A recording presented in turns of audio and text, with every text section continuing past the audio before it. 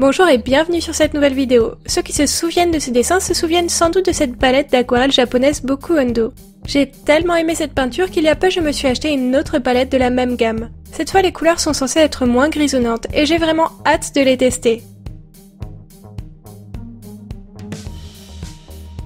Qui dit mois de juin dit Junicorn. Pour ceux qui ne connaissent pas, c'est un mélange entre June et Unicorn. En gros, juin et licorne. Ce jeu de mots est un joli prétexte pour les artistes du monde entier de dessiner des licornes durant cette période de l'année. Alors forcément, je ne pouvais pas passer à côté de cette occasion.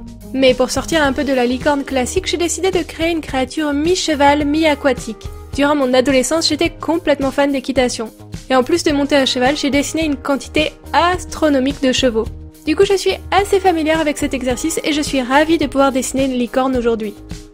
Avant de commencer à peindre mon dessin, à chaque nouveau matériel que je reçois, je réalise un swatch des couleurs dans un de mes carnets. Ça me permet d'avoir une sorte de catalogue de tout le matériel que je possède. Et c'est hyper pratique lorsque l'on ne se souvient plus des nuances exactes de nos médiums. J'ai commencé par mettre un peu d'eau claire pour réhumidifier mes godets. C'est quelque chose que j'aime bien faire, ça facilite le travail des godets et ça ne les abîme pas. Une fois le godet à nouveau sec, son aspect sera à nouveau complètement normal et les couleurs n'auront pas été altérées durant le processus.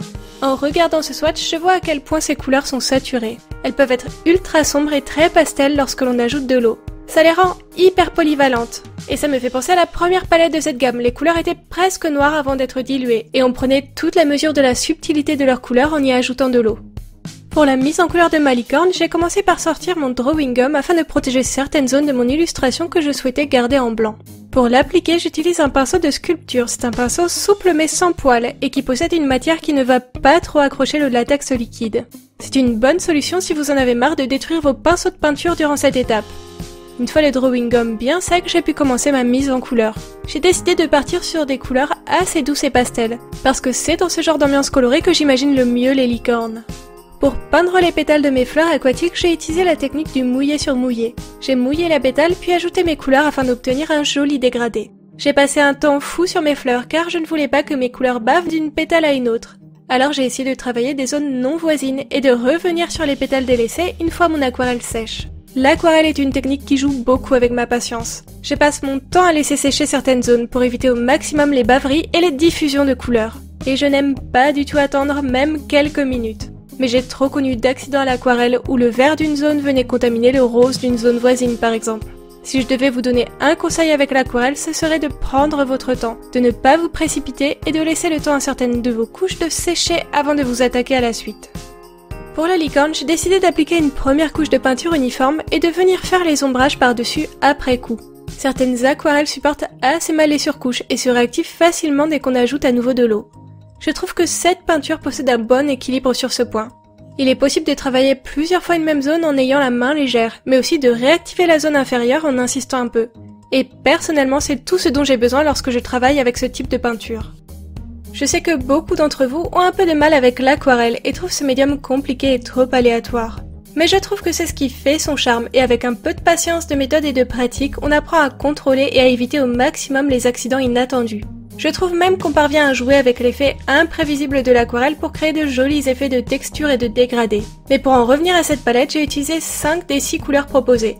Je les ai utilisées en les diluant plus ou moins mais sans réaliser de mélange. Et je dois dire que j'adore l'harmonie des couleurs proposées. La qualité de cette peinture est aussi, comme d'habitude, irréprochable. Mais attention pour ceux qui n'ont pas l'habitude de l'aquarelle japonaise. La texture des godets est très crémeuse et lorsqu'on ne dilue pas assez la peinture, elle est très couvrante et opaque, presque comme de la gouache. Mais bien diluée, on retrouve la légèreté et la transparence propres à l'aquarelle.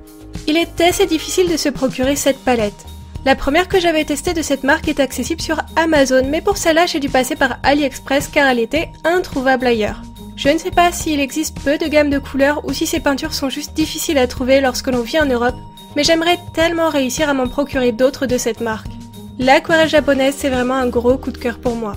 D'ailleurs, j'ai également sorti ma palette d'aquarelle japonaise Gansai Kuretake pour réaliser 2-3 détails nacrés sur mon illustration, comme la corne de ma licorne, les bulles d'eau et les étamines de mes fleurs. Si j'ai fait ce choix, c'est que j'avais envie d'ajouter un peu de brillance pour accentuer l'ambiance féerique qui entoure habituellement les licornes. Et pour l'ancrage, je n'ai pas voulu trop brusquer et trancher l'ensemble, alors j'ai utilisé un crayon de couleur polychromos de couleur grise.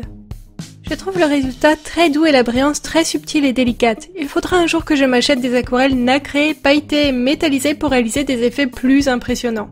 Mais en attendant et avant de clôturer cette vidéo, je pense qu'il est temps de réaliser le tirage au sort du giveaway des 1 an de ma chaîne YouTube. Mais avant, je vous laisse profiter quelques instants du résultat de ma peinture.